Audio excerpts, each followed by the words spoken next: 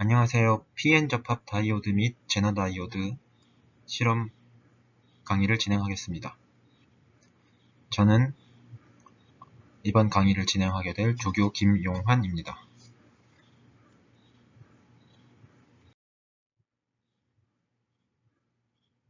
먼저 다이오드의 특성에 대해서 설명을 해드리겠습니다. 지금 보시는 그림은 다이오드의 회로 기호인데요. 보시면 세모와 짝대기를 이용해서 다이오드의 기호를 나타내고, 다이오드는 양극과 음극에 연결하는 방향이 구분되어 있습니다. 즉, 양극에 연결하는 쪽이 세모의 평평한 쪽이고, 음극에 연결하는 부분이 D 부분, D가 그려져 있는 부분 쪽을 캐소드라고 하는 음극에 연결해 주시면 되고, 전류의 방향은 에너드에서 캐서드로, 즉 플러스에서 마이너스 방향으로 전류가 흐르겠죠.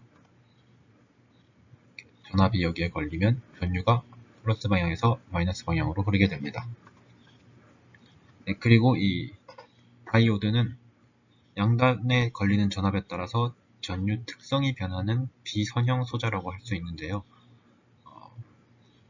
보통 저항이 있는 전선도 전압이 바뀌면 전류가 바뀝니다.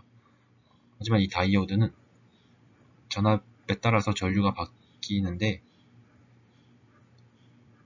저항처럼 전압에 비례해서 전류가 바뀌는 게 아니라 전압값이 어디에서 어느 범위일 때까지는 전류가 어떻게 증가하다가 전압값이 또 어느 범위가 되면은 거기서는 또 다른 특성을 보이고, 그래서 전압에 따라서 전류의 특성 자체가 변화하게 됩니다.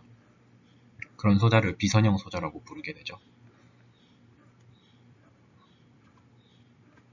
그리고 밑에 보시는 그림은 이상적인 다이오드의 전류 전압 특성을 나타내는 그림인데요. 크게 다이오드의 방향성을 나타내보면은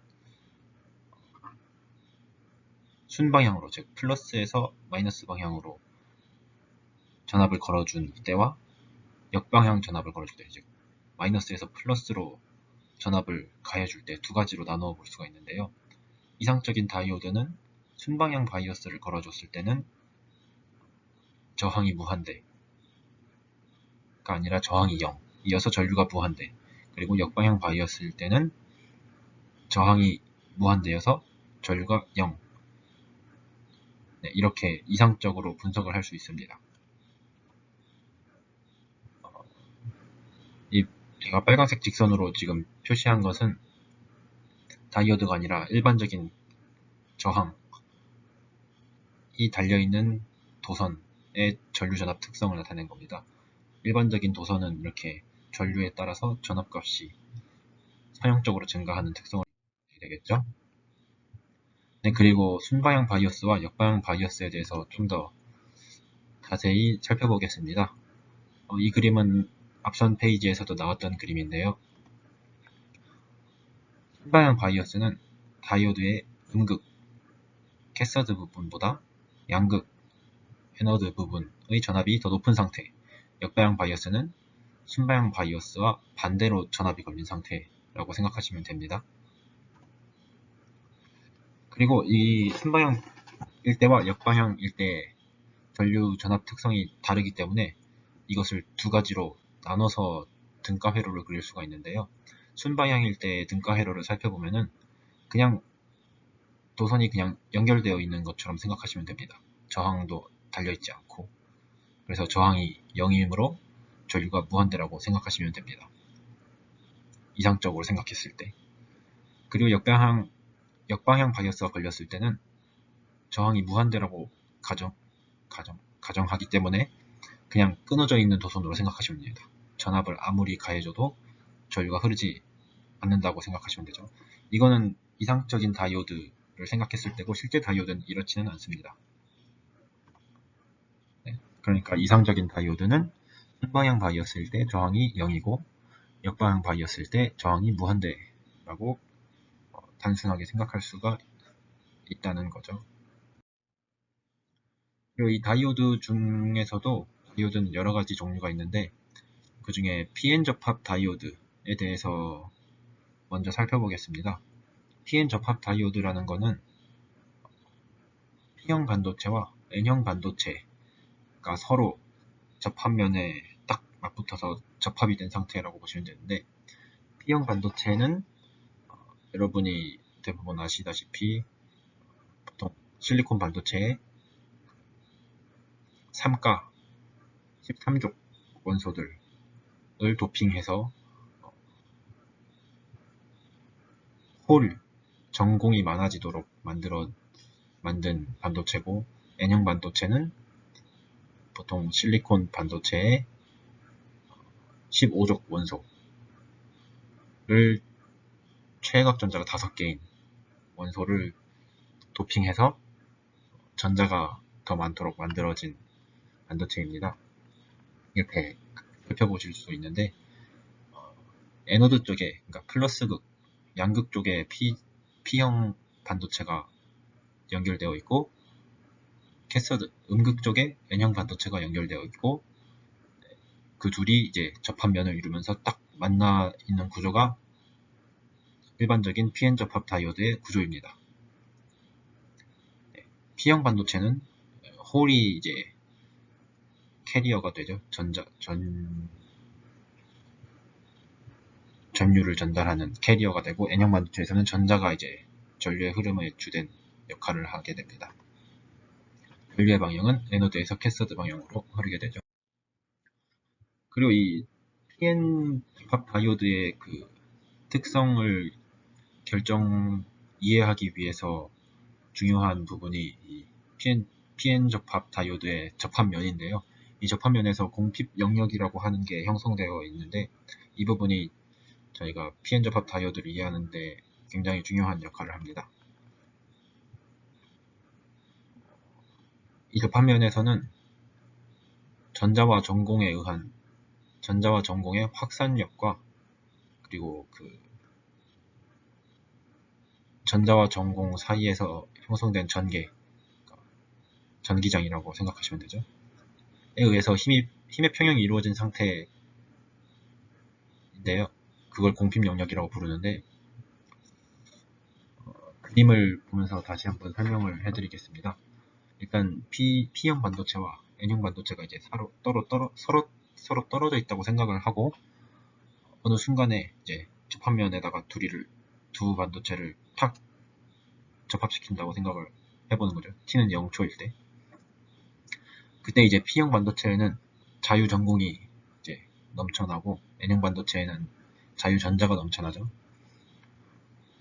그렇게 되면은 이 자유 전공과 P형 반도체 쪽에 있는 자유 전공과 N형 반도체 쪽에 있는 자유 전자는 확산에 의해서 이동을 합니다. 확산은 이제 많은 쪽에서 농도가 높은 쪽에서 농도 낮은 쪽으로 항상 자연적으로 일어나는 현상이죠. 그래서 P형 반도체에 있던 자유 전공은 전공의 농도가 낮은 N형 쪽으로 확산을 하고, N형 반도체에 있는 자유 전자는 전자의 농도가 낮은 P형 반도체 쪽으로 확산을 해서 이제 N형에 있는 자유 전자가 P형 쪽으로 확산을 하고, P형 쪽에 있는 자유 전공이 N형 쪽으로 이제 점점 확산을 해서 갑니다. 그게 이제 중간 그림이고요. 근데 이제 점점 확산을 해가면은 무한정 이게 확산을 할 수 있느냐? 그건 또 아니고, 확산을 해가면은 보시면 이제 N형 반도체 접합면에 N형 반도체 쪽에 전공이 쌓이죠. P형 반도체 쪽에서 확산해서 들어온, 그리고 접합면에 P형 반도체 쪽에 N형 반도체에서 확산해서 온 전자가 쌓이게 되는데, 이렇게 되면은 이 접합면에서 플러스 극에서 마이너스 극 쪽으로 전개가 형성이 됩니다. 그러겠죠? 플러스 전공과 마이너스 전자가 있으니까 당연히 플러스에서 마이너스 쪽으로 전개가 형성되겠죠. 일렉트릭 필드가. 그렇게 되면은 이 전개의 방향은 N형 반도체에서 P형 반도체 쪽이잖아요. 네. 근데 이 확산의 방향은 전자 기준으로 보면은 전자는 N형 반도체에서 P형 반도체 쪽으로 확산을 하려고 하는데, 접합면에서 형성된 전개의 방향은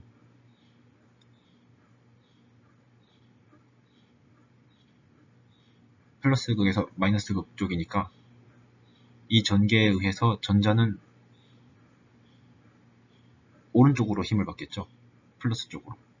그러니까 N형 반도체에서 전자가 확산하려는 방향하고 접합면에서 생긴 전기에 의해서 N형 반도체의 그 전자들이 받는 힘의 방향이 서로 반대인 거죠. 그래서 확산을 많이 하면 할수록 전개도 점점 커지게 되니까 어느 순간에는 이 확산력과 전개에 의해서 전자와 전공이 받는 힘이 딱 균형을 이루는 평형 상태가 이루어집니다. 그때가 이제 평형 상태이고, 그때 형성된 접합면 쪽에서 형성된 영역을 공핍 영역이라고 하는데, 이 공핍 영역은 왜 공핍 영역이라고 부르냐면은 자유전공과 자유전자가 없는 상태예요. 왜냐면 P형 반도체는 지금 자유전공이 있는 상태인데, 그러니까 빈자리가 반도체 중간중간에 있는 상태인 거죠. 그 자리를 N형 반도체에서 확산해서 넘어온 전자들이 다 채워버렸으니까 꽉 찬 상태가 된 거예요. 그래서 더 이상 자유롭게 움직일 수 있는 캐리어가 없는 상태고, N형 반도체도 마찬가지입니다. 원래는 전자가 넘쳐났었는데 그 전자들이 다 P형 쪽으로 넘어가서 여기도 꽉 찬 상태가 된 거죠. 네, 그래서 공핍 영역이라고 부르고, 이 공핍 영역에서 형성된 공핍 영역 내에는 전개가 형성되어 있겠죠. 플러스 극에서 마이너스 극, 그러니까 N형 반도체 쪽에서 P형 반도체 쪽으로. 이 전개에 의해서 다이오드의 성질이 결정이 됩니다. 좀 더 간략하게 이해하기 쉽게 표현한 그림인데요. 이 전개에 따라서 N형 반도체와 P형 반도체 접합면 사이에서 전위차가 형성이 되죠. 전위차는 전압이라고 생각하면 되고, 이때 형성된 이 전위차를 고유전이라고 부릅니다. 혹은 빌트인 포텐셜이라고도 부르는 것 같습니다. 네. 이 고유전이 차이 때문에 PN 접합 반도체에서는 전류가 한 방향으로밖에 흐를 수가 없는 거예요. 그렇겠죠? 뒤에 가서. 네, 그리고 PN 접합 다이오드의 동작 영역에 대해서 설명해 드리도록 하겠습니다. 근데 이 그림은 앞에서도 보여드렸던 이상적인 다이오드의 전류 전압 특성을 나타낸 그래프인데요. 실제 다이오드는 이런 이상적인 다이오드와는 조금 전류 전압 특성이 다르기 때문에 실제 다이오드의 전류 전압 특성을 가로축을 전압, 세로축을 전류로 해서 그려보면은 이런 식으로 나타납니다. 보시면은 이상적인 PN 접합 다이오드에서는 크게 순방향 바이어스와 역방향 바이어스 두 가지로 나눠볼 수가 있었는데요. 실제 PN 접합 다이오드는 순방향일 때는 그대로 순방향 바이어스만 있지만, 역방향일 때를 보시면은 0부터 마이너스 어느 정도 범위까지는 역방향 바이어스 범위이고, 그것보다 더 큰 음의 전압이 걸리면은 항복 영역에 들어가게 됩니다. 이 항복 영역에 들어가게 되면 PN 접합 다이오드는 원래는 역방향 바이어스가 걸리면 전류가 흐르지 않아야 하지만, 항복 영역에 들어가게 되면 전류가 급격하게 증가하면서 다시 전류가 역방향으로 흐르게 됩니다. 네, 그래서 이렇게 PN 접합 다이오드는 세 가지 동작 영역으로 나누어 볼 수가 있고요. 0V보다 전압이 클 때 순방향 바이어스 영역이라고 부르고, 이 순방향 영역에서는 전압값이 어느 정도, 지금 그림에서는 0.5V인데 0.5V까지 증가할 때는 전류가 거의 0에 가깝다가, 그것보다 전압이 더 커지게 되면 급격하게 전류가 지수함수적으로 증가를 하게 됩니다. 그리고 역방향 바이어스일 때는, 지금 역방향 부분은 축소 스케일로 그려져 있는데 사실은 저 마이너스 VGK가 굉장히 음의 값으로 큰 값입니다. 그거를 이제 그냥 보기 좋게 줄여서 그려놓은 거고, 네, 이 역방향 바이어스 영역에서는 전류가 흐르지 말아야 하는데 사실은 아주 미세하게 조금 흐르긴 합니다. 네, 그래서 거의 흐르지 않는다고 봐도 무방한 정도이고요. 그리고 이 마이너스 VGK 항복 전압 보다 더 큰 역방향 전압이 걸리게 되면은 PN 접합 다이오드는 항복 영역에 들어서게 되고, 이때는 전류가 음의 방향으로 급격하게 증가하기 시작합니다. 보통 PN 접합 다이오드는 이 항복 영역에 들어갈 때까지 역전압을 걸어주면 안 되고요. 대신 이 항복 영역을 오히려 이용한 소자가 있는데, 뒤에 가서 설명드릴 제너 다이오드는 이 항복 영역을 이용하는 다이오드라고 생각하실 수 있습니다. 네, 앞에서는 PN 접합 다이오드의 전류 전압 특성을 간략하게 도식화하여서 설명을 해드렸고, 이번에는 수식을 사용해서 좀 더 자세하게 설명을 해드리도록 하겠습니다. PN 접합 다이오드의 전류 전압 특성은 이렇게 I는 IS 곱하기 exponential nVT 분의 V-1 이라는 식으로 나타낼 수가 있는데, 여기서 IS는 역방향 포화 전류 라고 부르고 다이오드의 단면적에 비례하는 양입니다. 보통 값이 10-15승 암페어 정도니까 매우 작다고 생각해서 거의 0이라고 보셔도 괜찮은 수치고요. 온도에 따라서 값이 조금씩 변하는 값입니다.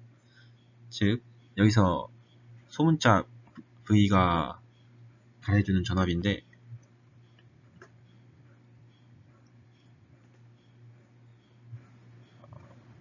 네, 역방향으로 V 값을 크게 가해주면은 저 익스포넨셜 성분이 0에 가까워지고 I, 전류는 -IS가 돼서 역방향일 때 흐르는 전류 값을 IS라고 보시면 됩니다. 이 IS는 뒤에서 역방향 영역을 설명드릴 때 좀 더 자세히 설명을 해드릴 거고요. 그리고 이 식에서 VT는 열전압, 서멀 볼티지라고도 부르는데, 상온에서 약 25mV 혹은 26mV 정도이고, P분의 KT로 나타낼 수 있습니다. 여기서 K는 볼츠만 상수, 그리고 T는 절대온도 켈빈으로 나타낸 온도, 그리고 Q는 전하량, 전자의 경우는 1.60 곱하기 10-19승 쿨롱 입니다. 온도에만 비례하는 값이죠. 그리고 여기서 N이라는 수가 나오는데, 저희 주교재에는 N에 대해서는 설명이 안 나와 있더라고요. 그래서 제가 찾아봤더니 N은 다이오드의 이상계수, 아이디얼리티 팩터라고 부르고, 완벽한 다이오드의 경우에는 1의 값을 가집니다. 즉, N을 무시해도 괜찮은 경우죠. 근데 실제 다이오드는 뭐 공정상의 이유라든지 여러 다른 이유 때문에 1보다 조금 큰 값을 가져서 이 이상계수를 저 식에다가 포함해서 실제 다이오드의 전류 전압 특성을 계산하게 됩니다. 앞에서는 전류 전압 관계식을 한 번에 살펴봤는데요. 이번에는 그 전류 전압 식을 각각 순방향과 역방향으로 나누어서 생각을 해보도록 하겠습니다. 먼저 이 전류식은 앞에서 보여드렸던 전류식과 같은 식이고요. 이 식을 가해주는 전압 V가 서멀 볼티지 VT보다 훨씬 크다고 생각해보면은, 그러니까 순방향으로 꽤 큰 전압을, 아까 VT가 26mV였으니까 그것보다 더 큰 전압을 가해줬을 때는 익스포넨셜 성분이 1에 비해서 굉장히 커지기 때문에 괄호 안에 있는 -1을 무시할 수 있고, 그래서 이 전류 전압 관계식이 IS 곱하기 익스포넨셜 NVT분의 V, 즉 단순한 지수함수 형태의 식이 나오겠죠. 그러니까 순방향 바이어스에서는 전류식을 근사하면은 전압값에 따라서 전류값이 지수함수적으로 증가를 한다 라고 생각하실 수 있습니다.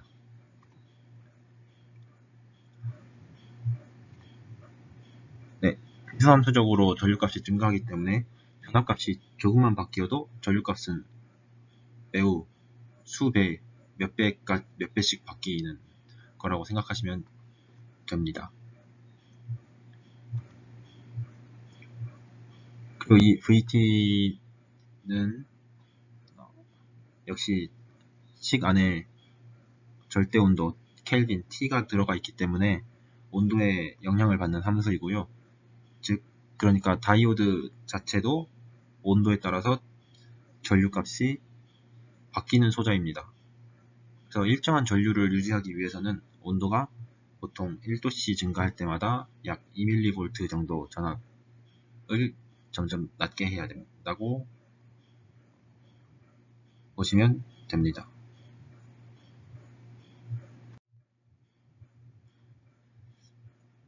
네, 그리고 이 순방향 바이어스에서 방금 말씀드린 식은 지수함수적인 식인데요. 이 지수함수 식은 선형적인 식, 그러니까 그 리니어 모델, 전압에 따라서 전류가 선형적으로 증가하는 모델에 비해서 분석하는데 굉장히 복잡하고 어려움이 따릅니다. 그래서 보통 이 다이오드의 순방향에서의 특성을 분석할 때는 조금 더 이상화시켜서, 그러니까 근사화시켜서 이 순방향에서의 지수함수적으로 나타나는 전류전압 특성을 두 개의 직선으로 바꾸어서 근사화를 시키게 되는데요. 이 왼쪽 아래 그림에서 보시듯이 검정색 실선으로 나타낸 부분이 실제 그 전류전압 관계식을 나타낸 그래프이고, 파랑 색깔 두 개의 직선으로 나타낸 파랑 색깔 그래프가 이 조각적 선형 모델, 두 개의 직선으로 근사화해서 나타낸 다이오드의 전류전압 특성입니다. 즉 직선 A와 직선 B로 나누어 볼 수 있는데, 직선 A는 값이 0입니다. 전압값이 VD0가 될 때까지는 값이 0이다가 전압값이 VD0보다 커지기 시작하면, 그러니까 전압값이 VD0보다 더 크면은 이때 전류값은 일정한 기울기를 가지고, 여기서 일정한 기울기라는 말은 기울기가 V분의 I니까 저항의 역수라고 보시면 되죠. 네, 여기서 기울기가 일정하다는 말은 저항값이 일정하다고는 일정한 소자라고 생각하시면 됩니다. 이렇게 되면은 전류전압 특성이 지수함수일 때보다 훨씬 분석하기가 편리해지겠죠. 이렇게 나타낼 수 있는데, 전압이 VD0보다 작거나 같을 때는 전류는 0. 전류가 0이라는 말은 그냥 끊어진 도선이라고 생각하시면 됩니다. 네.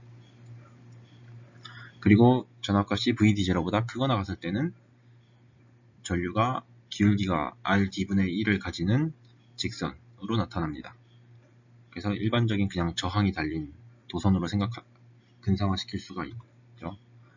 그래서 이 비선형적인 전류전압 특성은, 앞에서 말한 지수함수적인 전류전압 특성은 해석이 매우 복잡하지만 선형적인 모델은 해석이 굉장히 편리하죠. 1차 함수로 나타내지니까 계산도 쉽고 복잡한 회로에서도 더 빠르게 모델링을 할 수 있는 편리함이. 순방향 바이어스에서의 조각적 선형 모델에 대해서 조금 더 자세하게 설명을 해드리도록 하겠습니다. 이 조각적 선형 모델은 앞에 그림을 기억해 보시면은 직선 A와 직선 B로 나눌 수가 있었는데, 두 직선의 영역이 다르죠. 전압의 영역이. 그래서 이 모델을 뜬가회로로 그려보면은 오른쪽 그림처럼 회로도를 그릴 수가 있는데요. 이상적인 다이오드와 전압, DC 전압, 직류 전압원과 저항 RD를 가지는 저항으로 왼쪽의 조각적 선형 모델을 표현할 수가 있습니다. 여기서 이상적인 다이오드는 우리가 맨 처음에 살펴봤던 그 이상적인 다이오드를 말하는 거고요.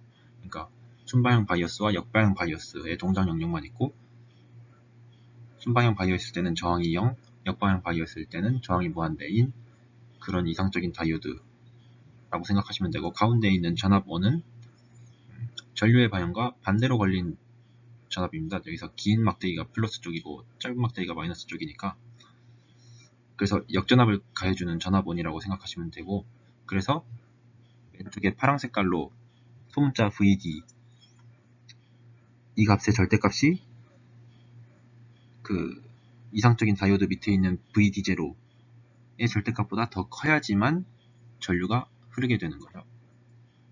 그리고 이 RD는 전류가 흐르기 시작할 때부터, 그러니까 전압이 VD0보다 클 때부터 이 도선에서 작용하게 되는 저항이라고 생각하시면 됩니다. 그러니까 전류값이 VD0보다 클 때는 이제 저 도선에 저항 RD만 있다고 생각하시면 되는 거죠. 전압은 VD0만큼 가해준 전압에서 작아진 상태에서,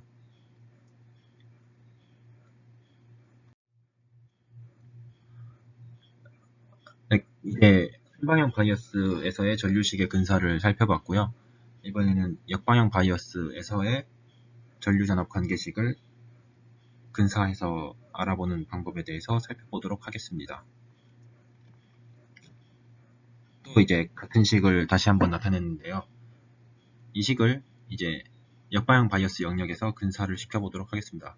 역방향 바이어스 영역은 아까 순방향 바이어스 영역에서는 가해준 전압 V가 열전압 VT보다 매우 클 때, 그래서 익스포넨셜 지수 성분이 1에 비해서 매우 커질 때라고 가정을 했고, 이번에 역방향 바이어스에서의 근사 영역은 V 값이 열전압의 음수 마이너스 VT보다 훨씬 더 작을 때, 그렇게 되면은 지수 함수 성분의 위에 있는 숫자가 음수가 되는데 음의 방향으로 커지기 때문에 저 익스포넨셜 성분은 거의 0에 가깝다고 볼 수 있겠죠. 그래서 이번에는 익스포넨셜 성분이 1에 비해서 무시해도 되는 수 정도로 작아지게 됩니다. 값이. 그렇게 되면은 익스포넨셜 성분은 식에서 사라지고 마이너스 1만 괄호 안에 있는 거에서 남게 되겠죠. 그래서 익스포넨셜 성분을 없애고 i는 마이너스 is, 그냥 상수값이 나오게 됩니다. 여기서 이 마이너스 is가 역방향 포화 전류이고, 역방향 바이어스가 걸린 상태에서 회로에 흐르게 되는 아주 작은 전류값입니다.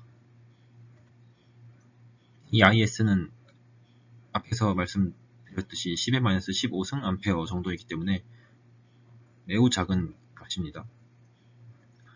그리고 만약에 역방향 바이어스에서의 V가 항복전압 VGK보다 더 작으면은 이제 다이오드는 또 다른 관계식을 만족시키게 되고 항복 영역에서 동작하게 됩니다.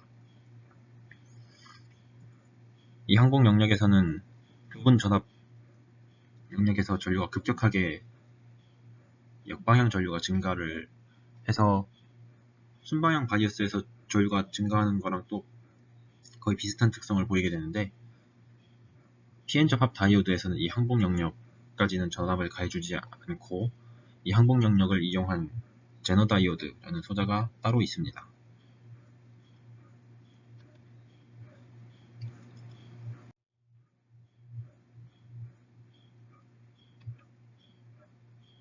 네, 제너 다이오드는 보시다시피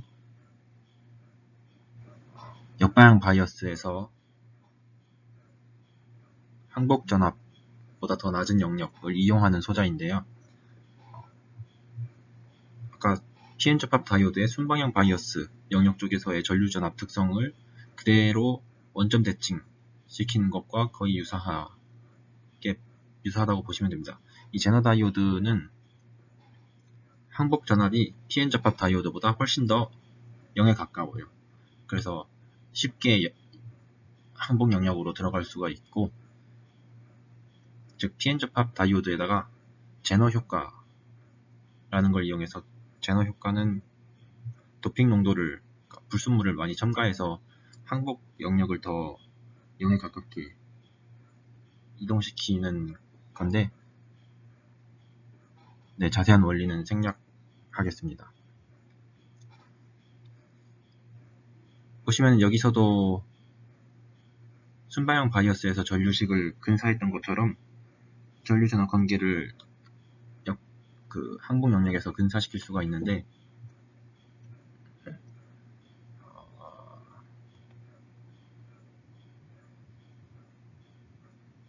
가로축에서 마이너스 VGK가 일단 항복 전압이고요. 그리고 마이너스 VG라는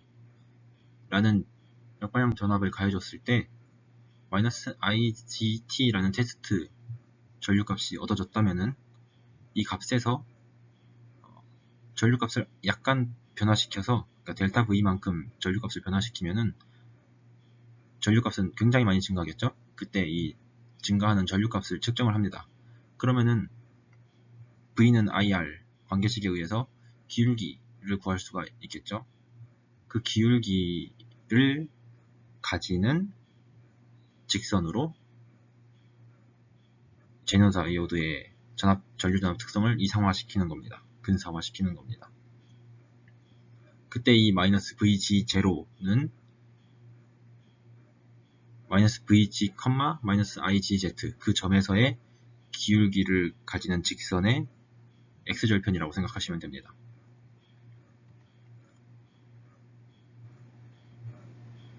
네, 이런 식으로 나타낼 수가 있는데, 제너다이오드의 항공 영역에서는 V는 IR 식으로 선형적으로 근사화를 시킬 수 있고, 이때 RG가 제너다이오드의 소신호 등가 저항이 됩니다.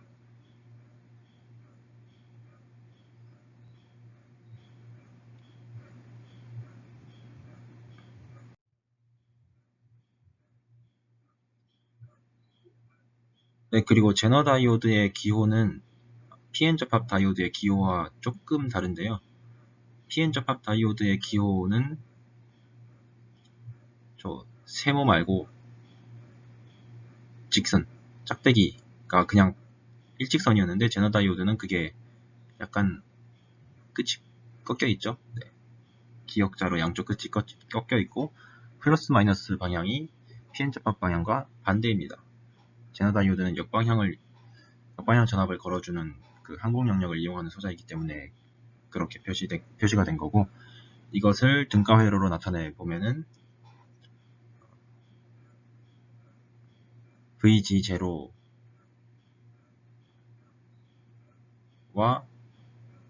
소신호 등가 저항 RG로 나타낼 수가 있는데, 그래서 제너다이오드는 역방향 전압의 절대값이 VG0보다 작을 때는 전류가 흐르지 않고요. 역방향 전압의 절대값이 VG0보다 커지면은 저항이 RG인 태양도선처럼 근사화시킬 수가 있습니다. 네, VG 전압이 VG0보다 크면은 IG 전류가 흐르고,